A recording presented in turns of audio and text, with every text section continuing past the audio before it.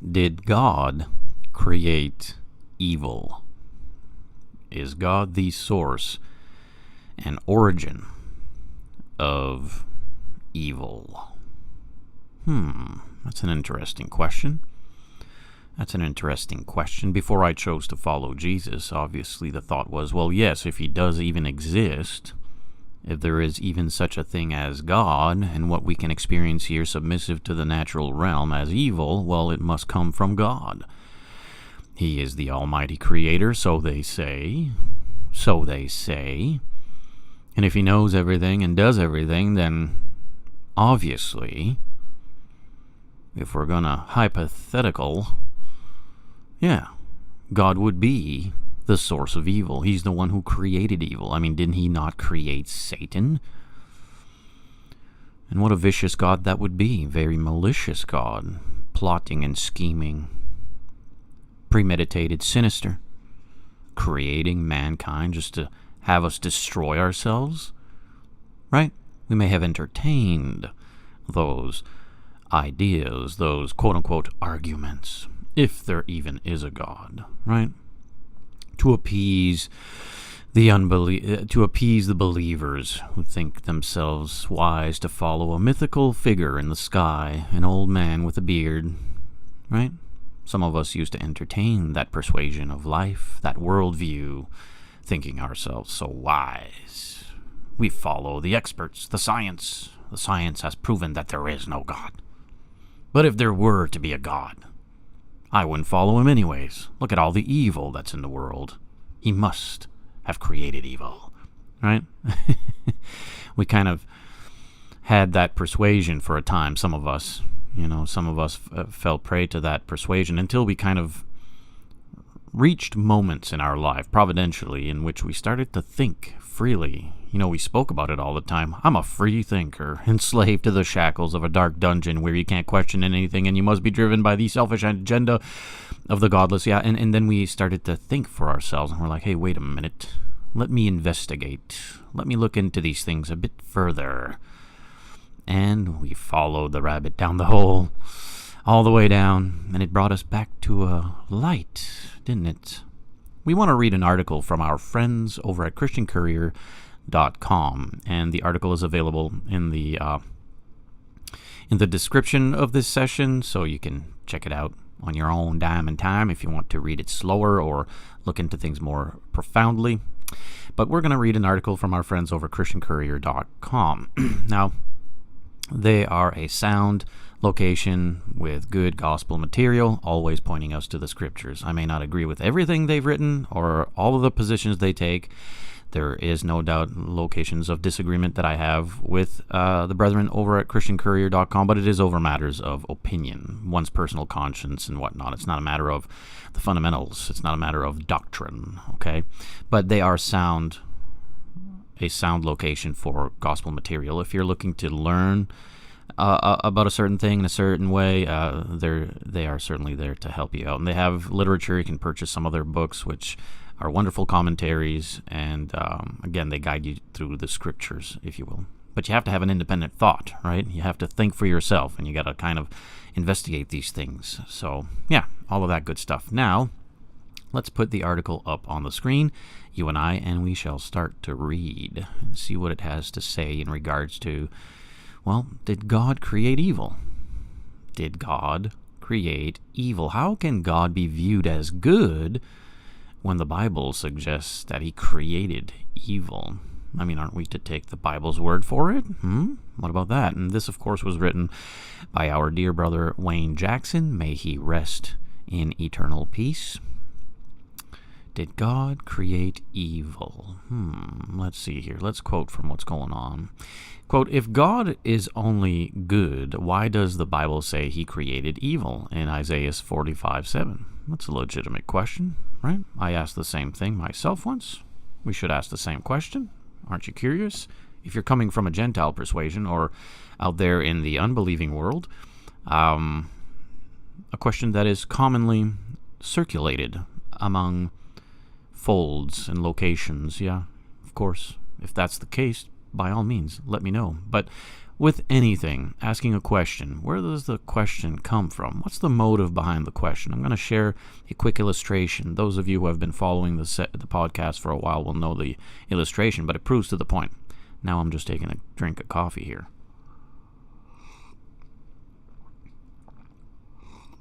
Yummy, yummy, yum, yum, yum.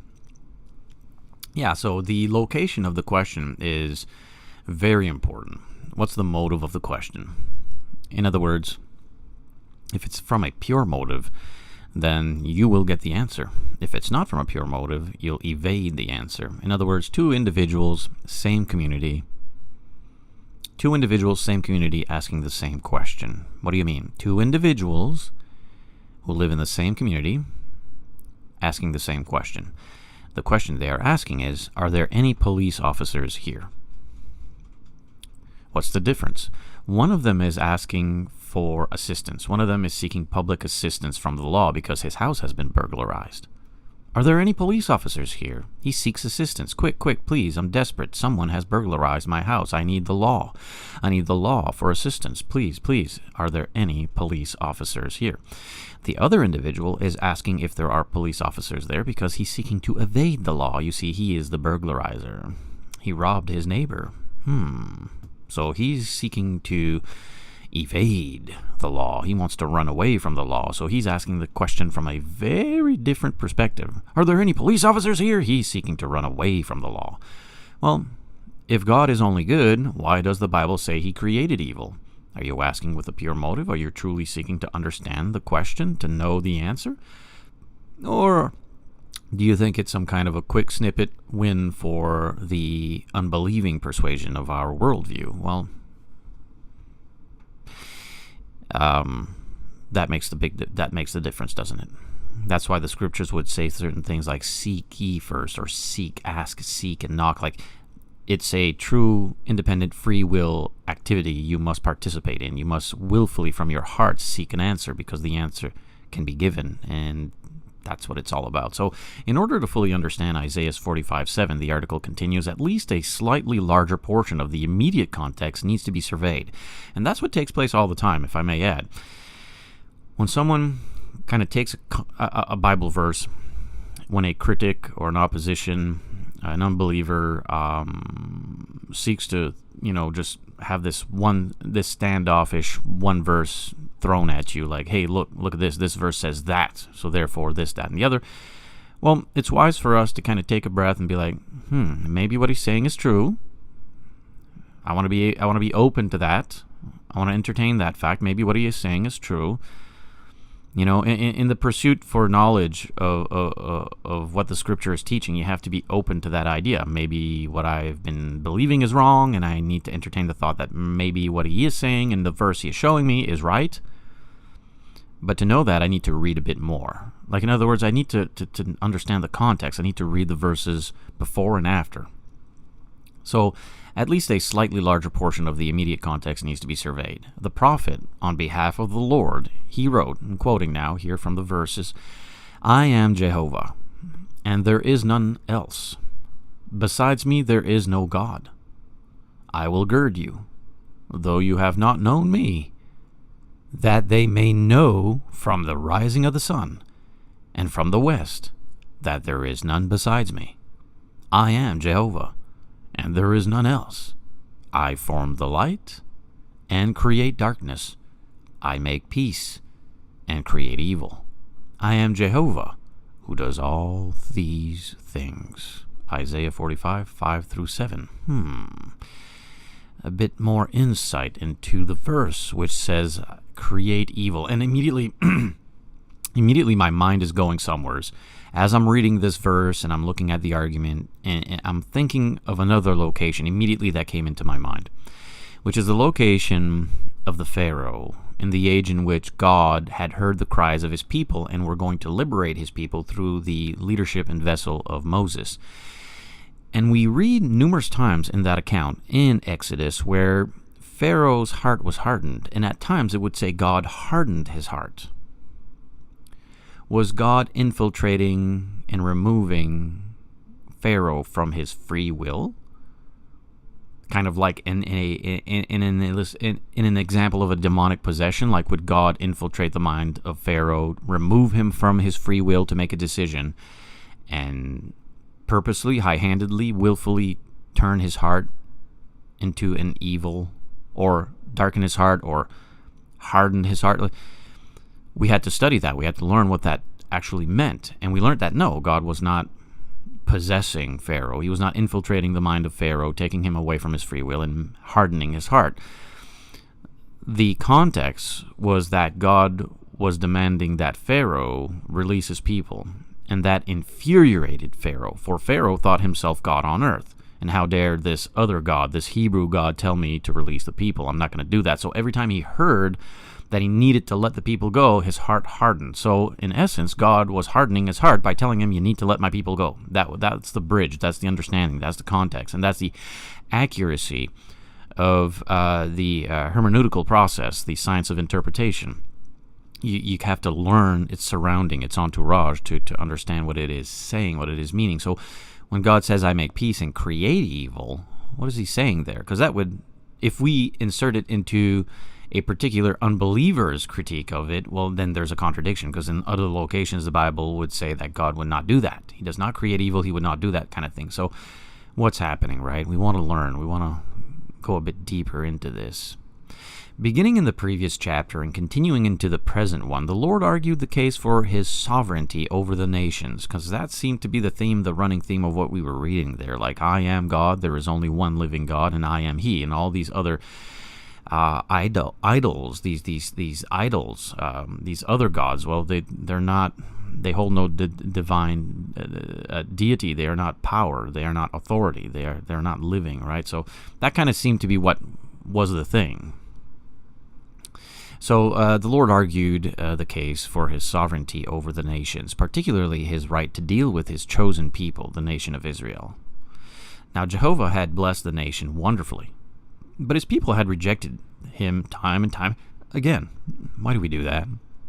We do that, then the nation collapsed into complete chaos and disorder, slaughter and perversion, and we have to go all the way down until we're butchered by the savages to say, hey, we've done something wrong. We're now shackled, enslavement, and in hard labor, and they're butchering us every day if we step out of line. You know, if we say certain words we're not supposed to, if we go certain locations we're not supposed to, without their permission, without their documents, then we get slaughtered, butchered. Well, that's because we kind of neglected and rejected God all over again, and history repeats itself. The wheels on the bus go round and round. So they gave themselves over to worshiping dumb idols that had no power to bless. And that's always the case. If you remove yourself from the living God, if you neglect and reject the living God, the Messiah, the Christ, in our current dispensation of time, the Messianic age of time, then we're going to, fill the void with all kinds of heathen gods, pagan gods. That's why in Canada right now and in America you have these large statuesque gods of the Hindu persuasion, or these large mosque of the Islamic persuasion, or these large Buddhist temples and Buddhist locations, or Sikh temples and things like that, because we chose to say, you know what, I'm tired, I'm done with Christianity, it's boring, it's old, that era, that thing, that whole belief system is gone, we don't want that anymore. I'm just repeating what our government's been telling us, by the way, since 2015, but then we welcome the savage. We welcome the foreign, barbaric, religious savagery that's going to, slaughter us. And God just permits that to happen, God's like, I didn't want that to happen. I love you. I wanted you to remain with me. But since you don't want me anywheres, in anything anymore, no longer in government and in academic institutions, in corporation, in entertainment industries, in media, you don't want me anywheres in any of the principalities and powers that we wrestle against. I mean, okay, then you go ahead and you receive what's coming to you. That's how this works. If my child is dead set on putting his hand to the flame, and I want to permit him to learn a profound lesson in life because he's been consistently pestering over it, and he's being rebellious over it, and he's not going to learn any other way, he doesn't seem to want to learn the good way, the right way, which is, fire burns hand, so I'm not going to put hand in fire. I don't need to put hand in fire to learn that fire will burn my hand. He don't want to go that route, so let him learn the heavy way. Some of us, sadly, tragically, learn the heavy way, and so you let the child put his hand in the flame.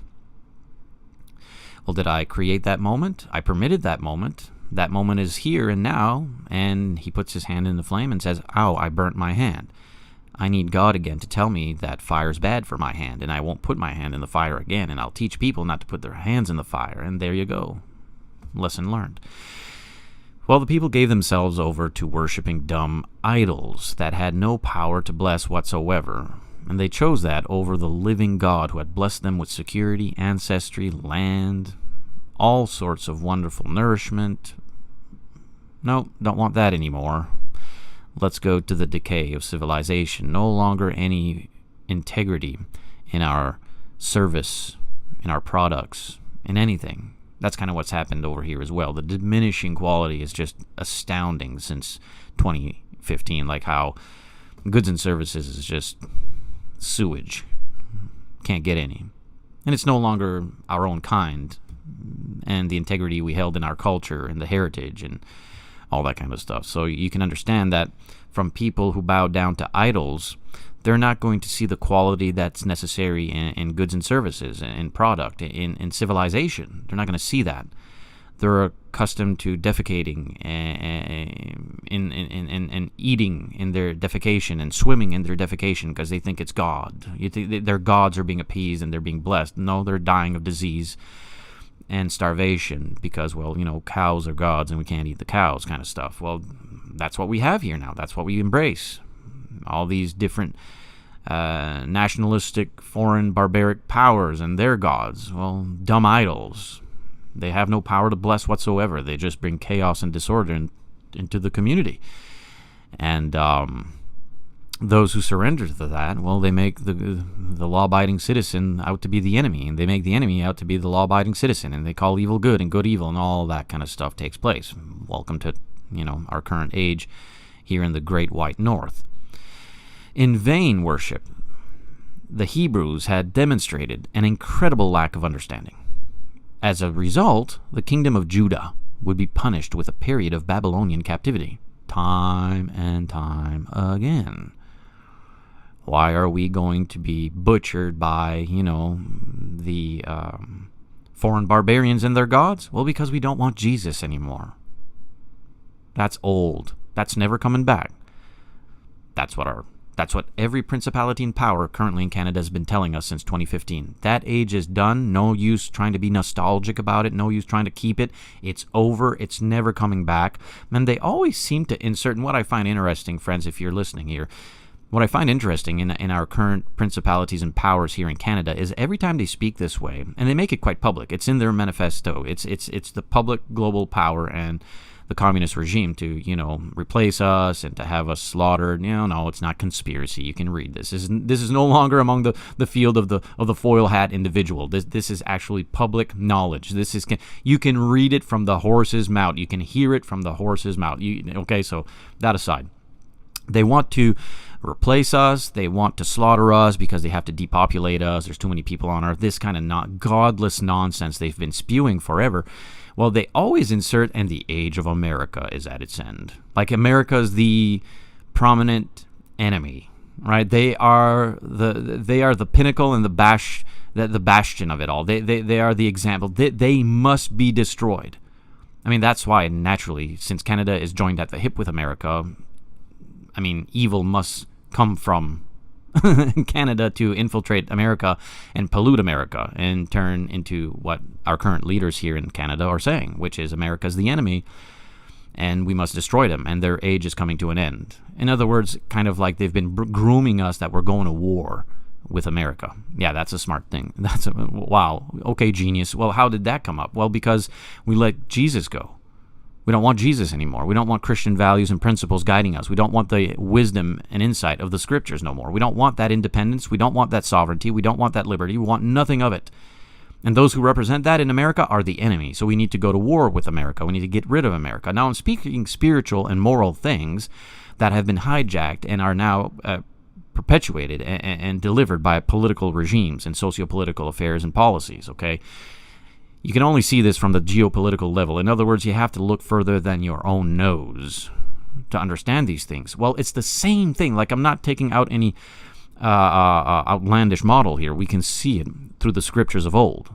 It was the same thing taking place. Did God create this evil?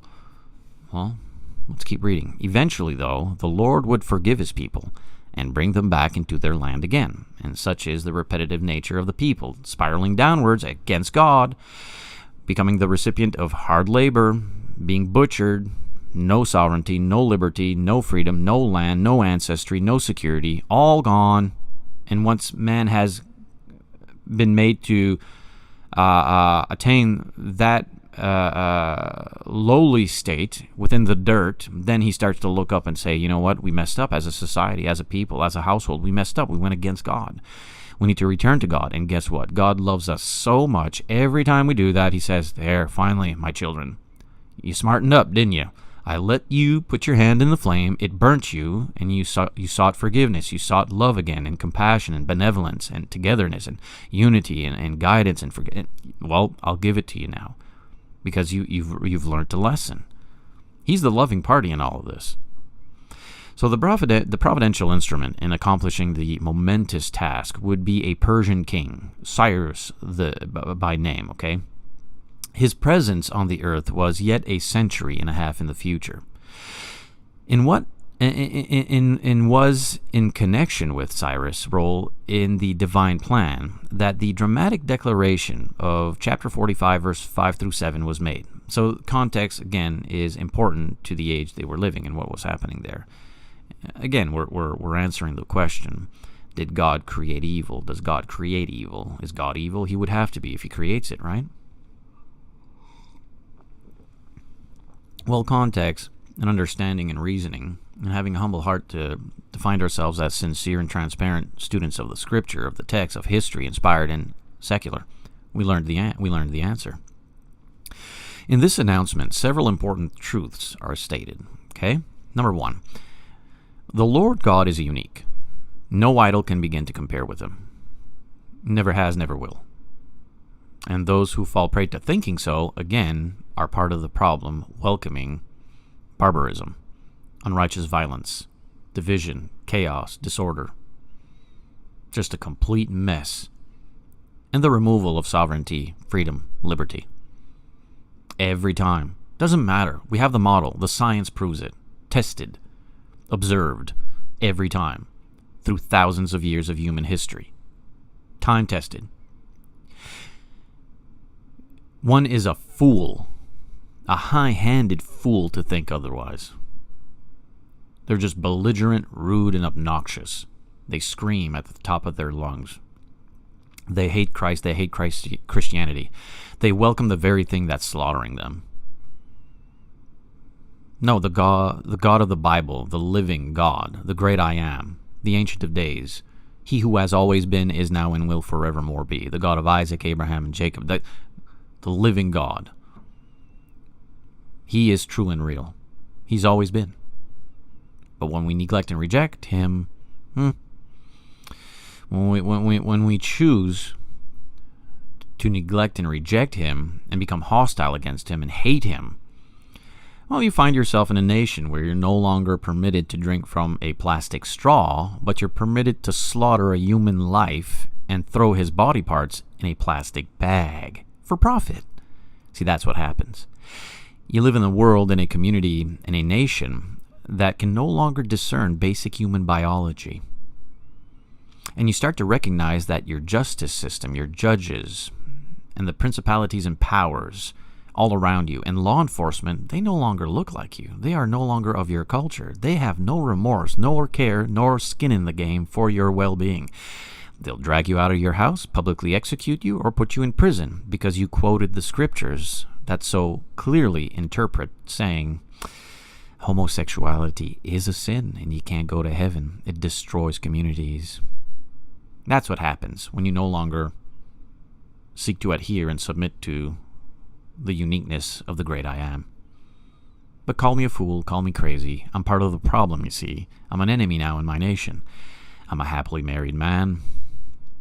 I happen to have this kind of skin color, skin pigmentation.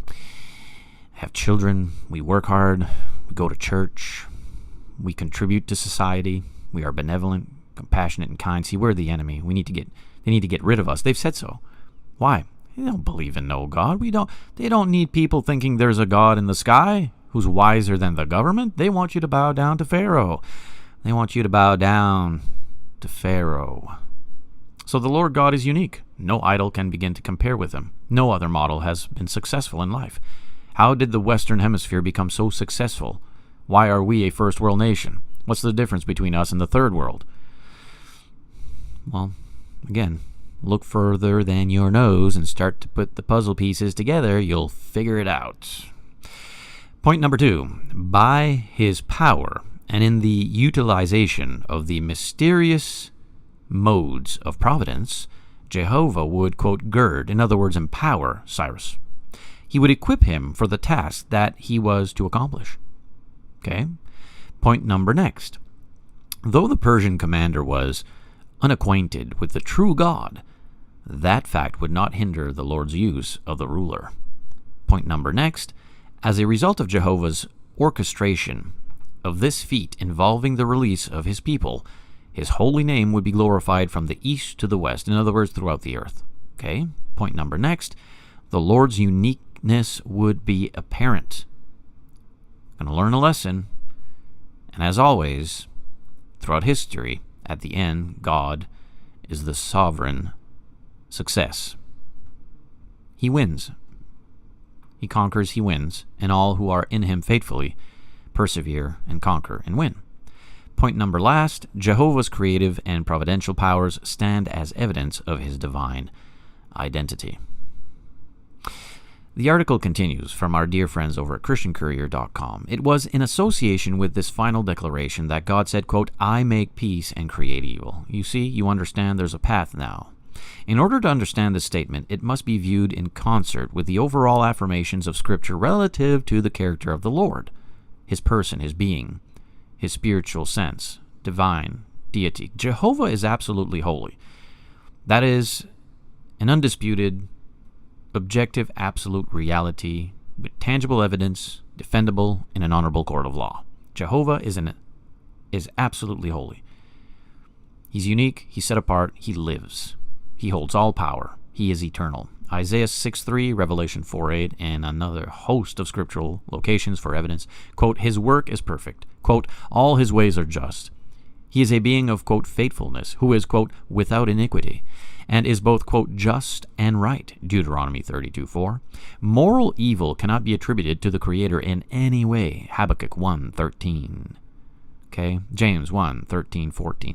We enter a location of the article that says the flexible nature of words. Again, if we're seeking to understand the Scriptures, we must understand its hermeneutical process, just a fancy little word that means the science of interpretation. If Jesus says he is the door, he's not speaking of a rectangular wooden object, is he? No, he is speaking of himself as the way to the Father. There is no other way to the Father but through the Christ.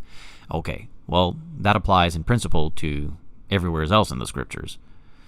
So the flexible nature of words. Any serious student of language is aware of the fact that words are flexible vehicles of communication, correct? Of course. This principle is no less true of the Bible than it is of any piece of literature. Is your fridge running? How are you going to interpret that? Remember when we used to have prank calls? There was a time you couldn't know the numbers, right? So you could just prank call, have a good old laugh as mischievous little children. Let's call and ask them if the fridge is running. You know, a Bart Simpson moment. Well, how would they interpret that? Well, they'd be like, well, yeah, the fridge is running. You better run after it. It's got legs. You know that. Well, the science of interpretation lets us know that he is speaking of the mechanisms of the fridge, the refrigerator's mechanisms. Is it properly functional? It's not speaking about the fridge growing legs and running away. But you'd think that's the case, the way these so-called many believers out there interpret the Bible. Okay, so for example, the term, quote, God, may refer to a being who is truly divine in nature, John 1:1. Or the same word may be employed of a false object of worship that is void of the essence of deity, 1 Corinthians 8, verses 4, 5, and 6. Right? It's kind of like the word oinos, or wine. It's the same word all over the Scriptures, but at certain locations and contexts, it is speaking of an intoxicant, which is always in the negative. And at certain locations, it's speaking of the fruit of the vine. It's not turned into an intoxicant. It's not turned into liquor, which is spoken of in a more positive way. Well, the verb, quote, believed may reflect nothing more than a superficial emotion, John 12:42, or it may represent a genuine conviction that is expressed in obedience, Acts chapter 2:41 and 44. There is none, quote, righteous in Romans 3:10, yet Joseph, the husband of Mary, was, quote, righteous, Matthew 1:19. It is wrong to, quote, judge in Matthew 7:1. It is right to judge in John 7:24. One cannot be justified by, quote, works in Ephesians 2:9, yet justification is obtained by works in James 2:24. Context matters, and properly handling the Scriptures is a necessity. You have to put the proper puzzle pieces in the puzzle to have the image come clear. Start to fit these pieces that don't fit there, here, and everywhere, you're going to have yourself a distorted image. You're not going to have an accurate image of the Christ, His gospel, His kingdom, the mind and nature of the Christ, of God. So examples of this nature are almost endless. A word is significantly defined by how it is used in a certain setting. It's in its context, okay? Important word, context. Context. 3 main ingredients to French cuisine: butter, and some more butter, okay? Proper ingredients for understanding the Scripture: context. This is a fundamental principle of language interpretation.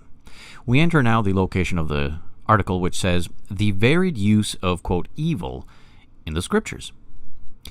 As with many other words, the term, quote, evil can have more than one meaning, depending upon the manner in which it is used. The Hebrew word for evil is ra, R-A, which is interesting because it kind of sounds like that ancient Egyptian god Ra, the god of the sun.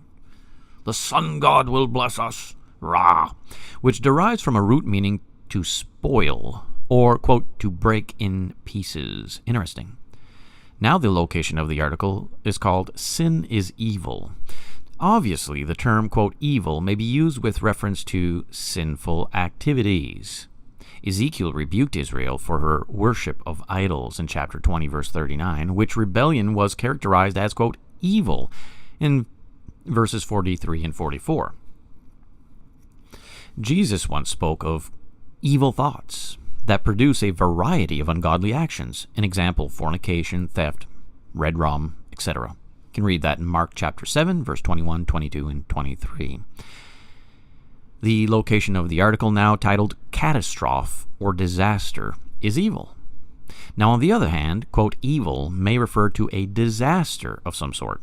In discussing the punishment that would be visited upon Israel for her wickedness, Isaiah declared, quoting now from Isaiah, "For you've been trusted in your wickedness. You have trusted in your wickedness. You have trusted in your wickedness. You have said, no one sees me. But your wisdom and your knowledge, it has perverted you. And you have said in your heart, I am, and there is no one else besides you. Therefore shall evil come upon you. You will not know the dawning thereof, and mischief shall fall upon you. You will not be able to put it away, and desolation shall come upon you suddenly, of which you know not." Isaiah 47, verse 10 and 11. Okay? So observe the parallelism in this text. The, quote, evil of verse 11a becomes the mischief and the desolation in the latter portion of the passage. The, quote, evil of which the prophet spoke actually was the impending Babylonian captivity. You can see also Jeremiah 18:8. In similar fashion, when the prophet Amos warned the northern kingdom of Israel of its eventual doom, he referred to that time of temporal judgment as the evil day, quote, the evil day, which of course ultimately was the Assyrian invasion in 722 to 21 BC. We enter the location of the article called physical illness or distress is evil. See, understanding these categories of what, or these descriptive categories of the word evil and what they may mean in various contexts is most important for us to answer the question, is God evil? Does he create evil?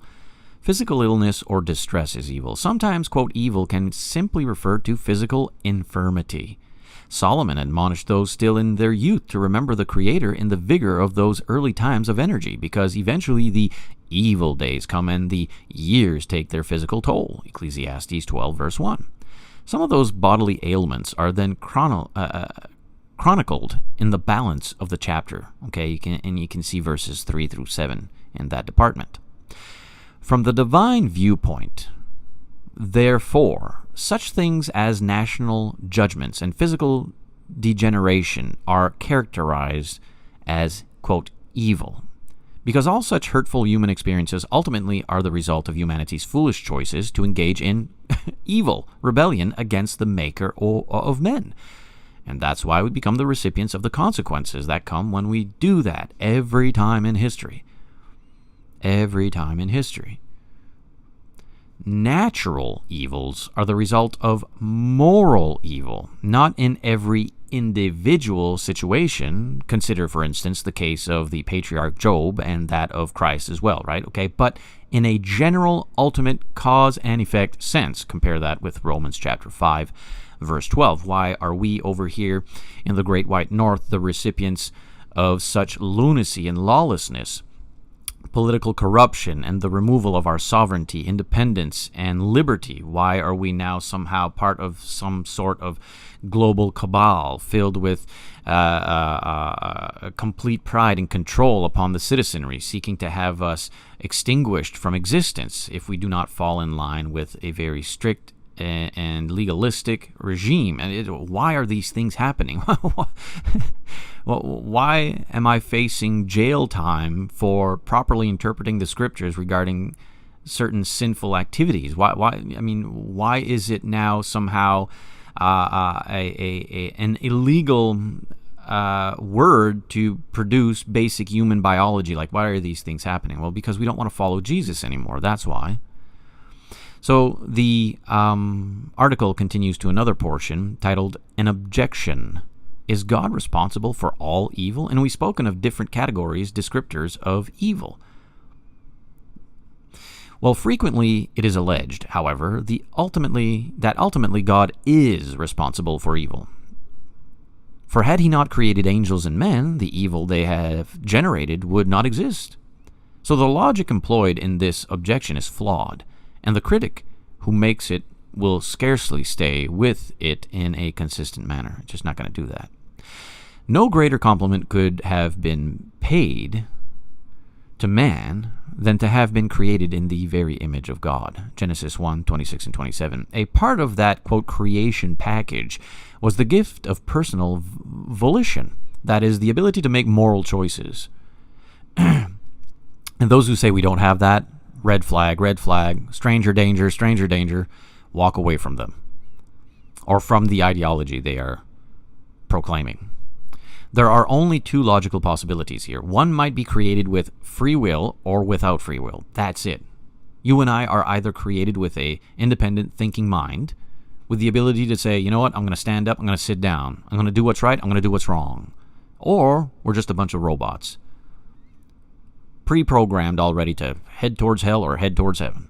Pre-programmed. Just a bunch of animals. Now, which option is the obvious expression of love compared with 1 John 4:8? Well, the former, of course. The Lord thus signaling honored human beings by granting them the personal power of choice. That's how you understand and how you become the recipient of love, is when one has free will. You want your children to love you because you have a firearm to their forehead? Or do you want them to love you because, well, they have true, genuine passion? They have true, genuine motive. They love you. You love them. Once such action was taken, the Creator is not morally culpable if the gift of choice is abused, and the possessor thereof elects to pursue the road of danger and destruction. Why is there so much evil in this world? Because we practice evil. It's almost like vehicular homicide. You drive over someone. Why did I do that? I can't. It's not my fault. I'm a robot. I didn't know. I don't know what I'm doing. Why did I do that? It must be God's fault. No, you fool. You turned the wheel and you purposely drove over a human being, an innocent human being. Is the designer or manufacturer of an automobile morally responsible for the drunk driver who runs down and kills an innocent child? Well, God could have stopped it. He's all-powerful. Well, of course he's all-powerful. Of course he could have stopped it. But then what happens is a corruption of the natural process. Through his providence, certain activities may not be accomplished or may be accomplished through his mind and will for things fulfilled for the greater good of his kingdom. But he cannot corrupt the process of one's free will in the natural realm. And we'd complain about him if he did. Oh, so now you're going to tell us what to do, and now we're robots, I suppose, right? We'd blame God anyways. He gives us free will, we blame him. He takes away our free will, we blame him. He wouldn't win anyways in our minds when we are rebellious. But he did give us free will because he loves us, and he wants us to love him in return from our free will motive. And what of the godly mother who made every effort to raise her children in harmony with the Lord's will? Is she accountable for the actions of a wayward offspring who robs a bank or commits red rum? These questions hardly need an expressed answer. We should logically be capable of understanding it. And so, while God is the maker of man, he's not morally guilty, if you will, for the follies of those upon whom he bestowed one of the greatest gifts possible, that genuine freedom. The very thing that godless men want to take us away from. Because godless men know we have freedom, and that freedom permits us to say, I'm not going to bow down to Pharaoh.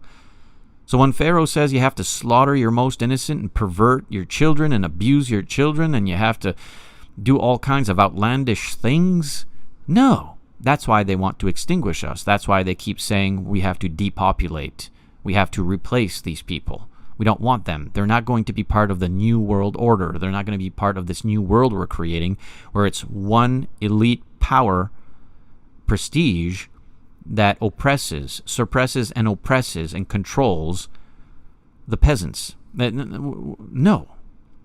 We are prepared to lay down our lives fighting against that, and they know that, which is why they want to take away our ability to defend ourselves. And sadly, the ignorance of the godless masses that reaches majority collapses a nation and that persuasion. And it's tragic. It's frustrating for those of us who see the picture quite clearly and can discern it from a mile away.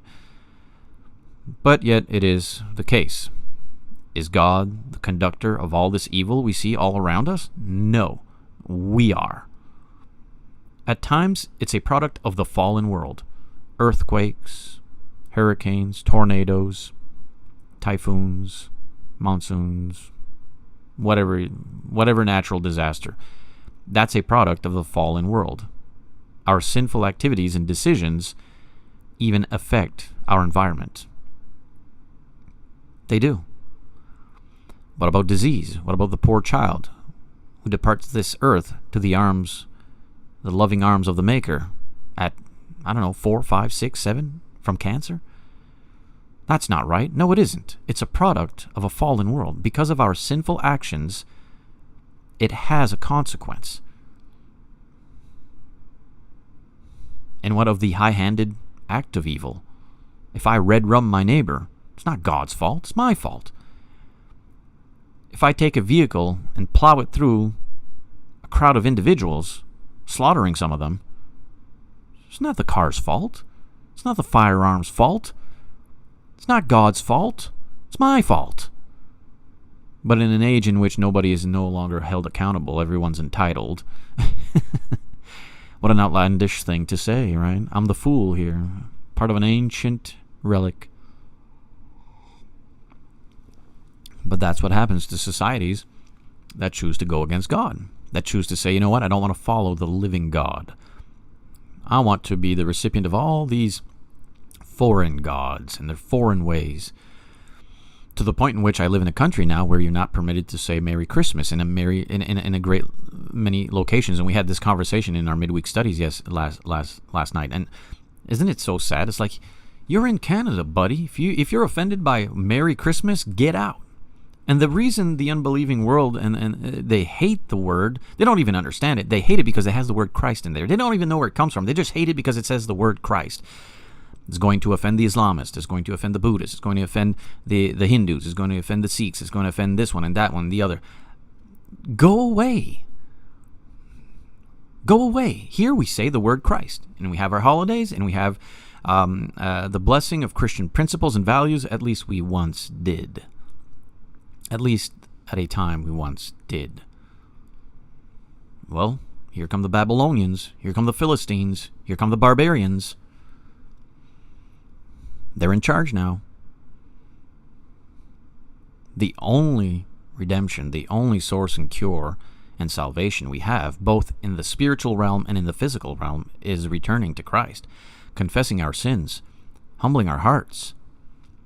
And sadly, the weak and vulnerable citizenry who has since neglected and rejected Christianity, they're going to have to be slaughtered by the barbarians. And once there's been enough weeping and grief and rivers of blood, then they're going to start to say, oh, I think we messed up. I think we messed up. Now, I pray to God every day we don't go there. We don't make it there, that the people will wake up. I pray for liberation. I pray for liberation. I don't want to remain in the current path we're going. I know where it leads. I've read the books. I've walked on this earth now for 50 years. I've had enough time to see things and recognize things and learn things. And I know 50 years is not much, but it's enough. I've seen things. I don't want to keep going the way we're going. What, are you kidding me? Leaders who are guilty of crimes against humanity, who hate freedom and sovereignty and independence. And for the life of me, here now, just in the realm of opinion of things observable, just speaking here as friends, okay? For the life of me, I cannot see. For someone who, holds no department of, how should I say, political influence and prestige here. I'm just an observant, a peasant in the land. For the life of me, I cannot imagine in any scenario, in any case, in any way, that the American administration currently in power is going to permit its neighbor joined to the hip here in Canada to infiltrate them with barbarism, to remove them from their independence and freedom and liberty. I can't imagine. I just can't see it.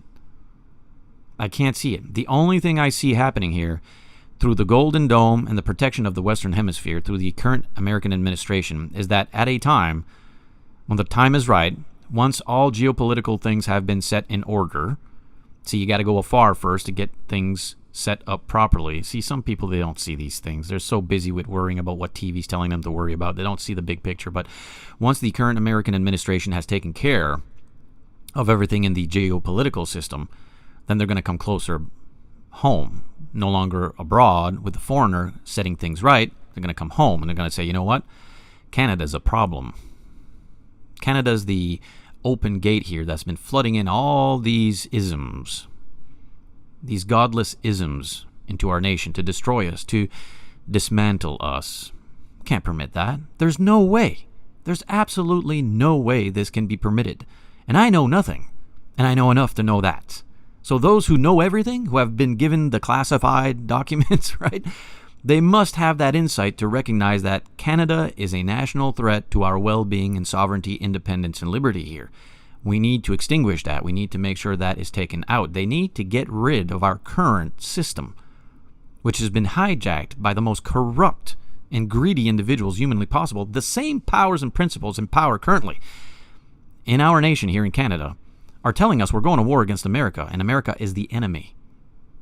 And that the idea of going back to, male, female, husband, wife, children, working hard and going to church, that whole old archaic idea is gone. Don't even consider it. Don't even think about it. It's over. And everyone who represents that is going to be extinguished. This is what they're telling us.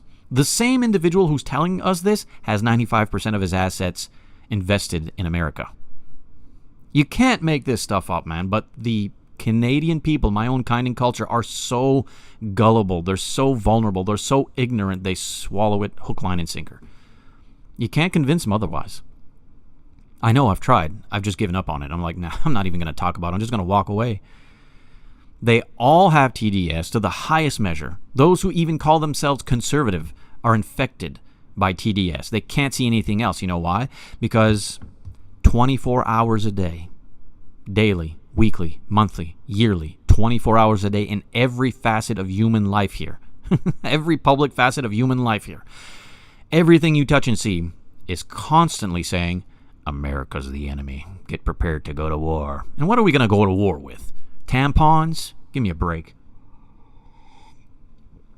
We're about as intimidating. Well, I'll just be quiet. You know, let's just not go further on that one. It's the height of lunacy. And it's to the point.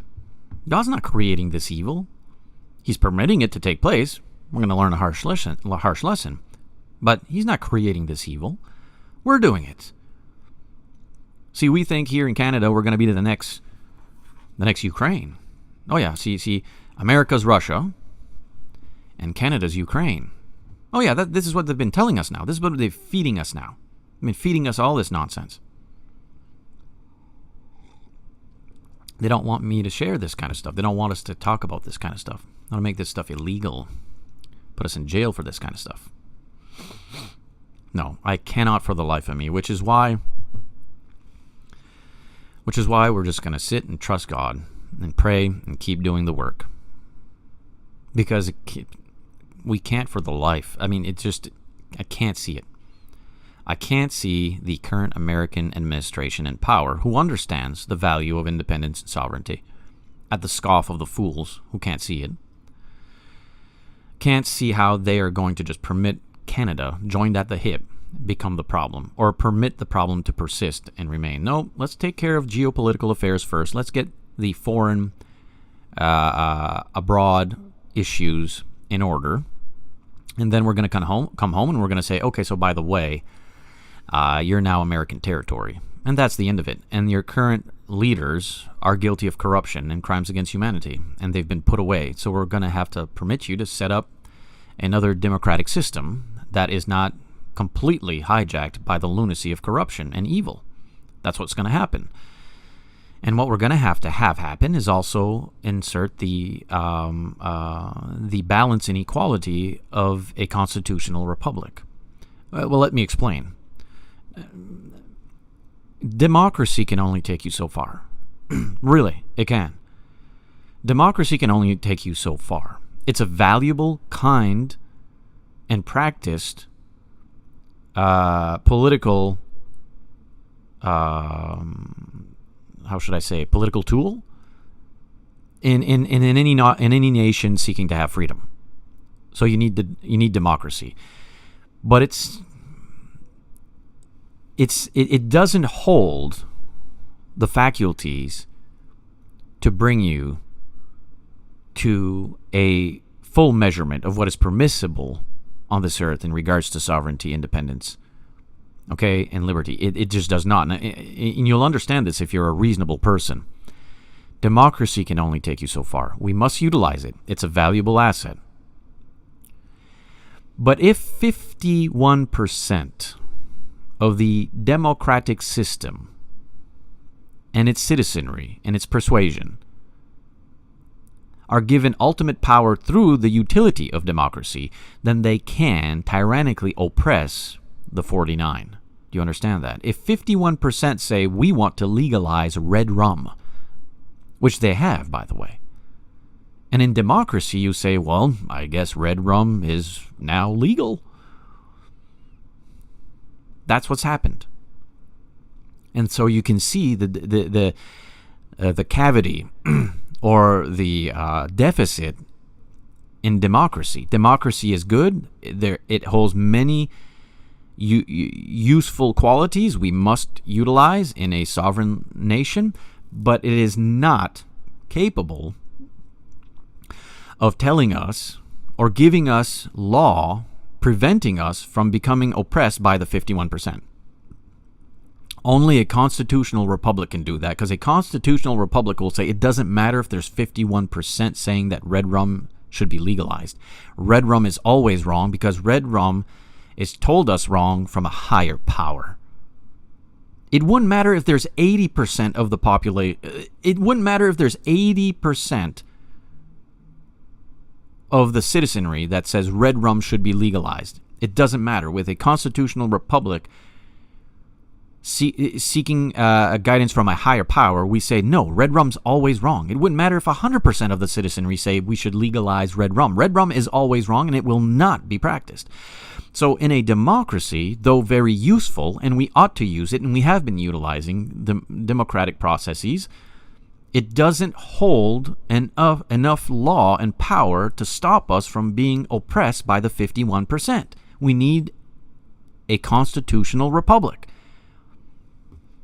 And so it is an inevitable, especially now, which discernment should be so easy to make, how the current location and direction of Canada is taken, which is a global communist regime. America, I cannot see America just, yeah, okay, fine, we're joined at the hip with communists, sure, we're going to let them destroy our country.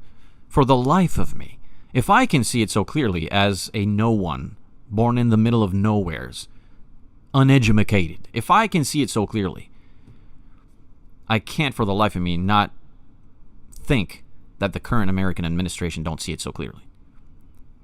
That's the future. It's an inevitable. If God's will be done, it's an inevitable. For the Golden Globe and the Western Hemisphere, we have to return to Christ. We have to return to Jesus. We have to follow his principles and values. That is true liberty. That is true sovereignty and independence. If not, it's all for nothing. If it's not for Christ, it's all for nothing. So we keep talking about there is no longer any Christianity. We are no longer a Christian nation. Don't take my word for it. Go ahead and listen and hear it from the horse's mouth. These are our leaders telling us the age of Christianity is over. The age of America is coming to its end. They are the enemy, and everything that speaks about Christianity or its values is no longer part of our nation. We are now a civic nation, a nation of laws and democracy. It's such a pestilence and gaslit, virtuous entitlement. These people are evil. We're talking about evil. These people are evil. They are as evil as one can be. They crush and rip apart little human beings and call it healthcare. You're a fool if you submit to that. You're a fool. I was a fool. I was once there. I subscribed to, quote unquote, the Liberal Party and liberalism and in the NDP and the Greens and all these political names that at the end of the day mean nothing. It all means one thing: lawlessness, evil, sin. Can't subscribe to that. We'll never permit that persuasion to ever have leadership in any congregation of the Lord's house. It always does the same. It destroys the Lord's house. It destroys everything the gospel stands for. And it masquerades itself as such a virtuous thing. I'm not going to do it. I'm not going to fall prey to that lunacy anymore. Okay, well, there you go. I gave a bit of my soapbox moment there, a bit of a rant in regards to what's taking place and the frustration we're having to deal with. Trust me, I am self-controlled. I understand it very well. And I do appreciate your kind attention. And for many of you, you understand it as well. You see it. You know what's going on. Let's keep praying. Let's keep praying to God. Let's express our concerns to him. He hears us. He sees. He knows what's going on. Let's trust him. Ultimately, he's in control. He holds all power. We trust in him. We keep doing the work. We forgive. We heal. We practice compassion and benevolence. We be faithful to God. That's exactly what evil don't want us to do. So let's do it. Let's do what evil don't want us to do. Let's keep believing in Jesus even when they tell us not to. Let's keep following Jesus even when they tell us it's quote-unquote illegal to do so. Let's keep reading that Bible, believing that Bible, following that Bible. Love. strength, courage, exposing evil, standing up against evil. Let's do those things. Friends, stay positive, stay focused. We are loved and appreciated, aren't we? We have purpose in this life. God loves us. We stream live Tuesdays, Wednesdays, and Thursdays, 8 a.m. Atlantic Daylight Time on our Facebook page, Added Souls, on my personal YouTube channel, Stéphane Ashmaillet, and on our Added Souls Rumble channel. I'm going to upload this audio portion to the Substack profile. It's going to distribute that to Amazon, Google, iTunes, Spotify, and various other locations. Your kind attention is well received. Your participation is well received. I hope you have a beautiful weekend filled with peace and productivity. Lord willing, we'll meet each other again next week on Tuesday. Good stuff. Peace out.